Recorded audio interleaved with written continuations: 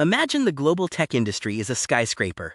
Most people talk about the glass, the lights, or the penthouse. But today we're going into the basement to look at the blueprints.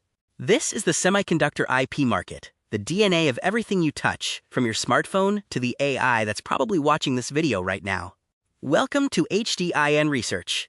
We're not just looking at spreadsheets. We're performing a forensic audit on the future of silicon.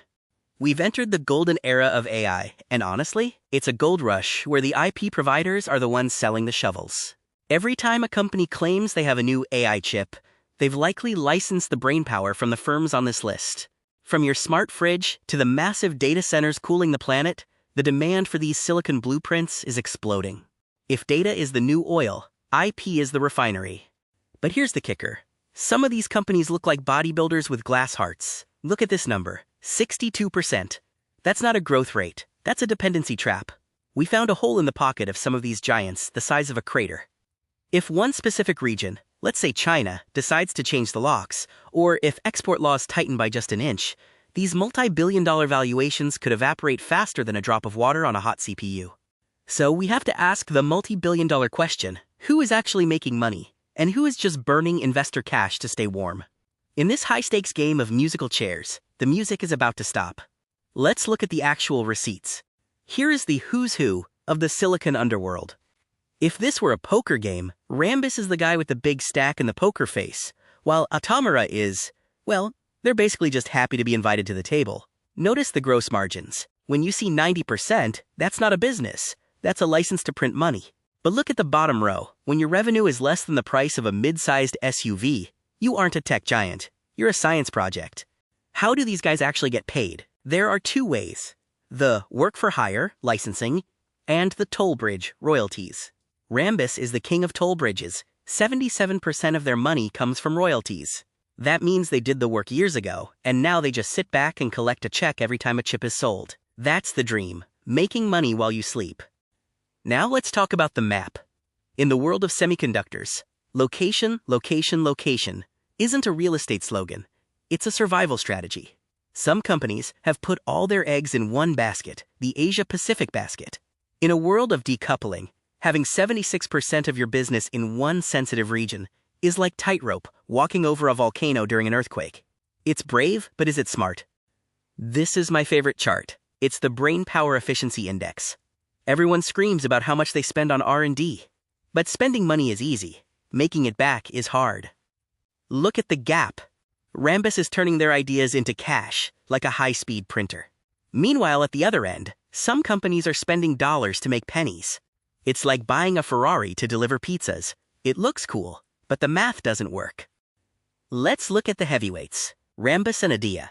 These aren't just companies. They are fortress businesses. Rambus owns the highways that memory data travels on. Adeia? They're the landlords of 3D stacking.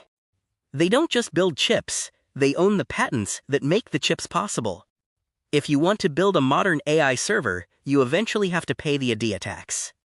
Then we have the specialists. Ceva is in almost every wireless device you own.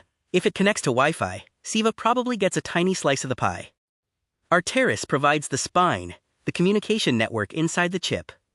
But they have a big tech problem. When giants like Apple or Google decide to design their own spines, these specialists start to lose their biggest customers.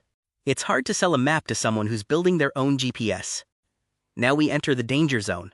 Open edges and chips and media. These are the edge AI guys. They're betting everything that your toaster and your doorbell will need. AI brains. Open edges is burning through cash faster than a rocket launch. They're betting the farm on the next generation of memory.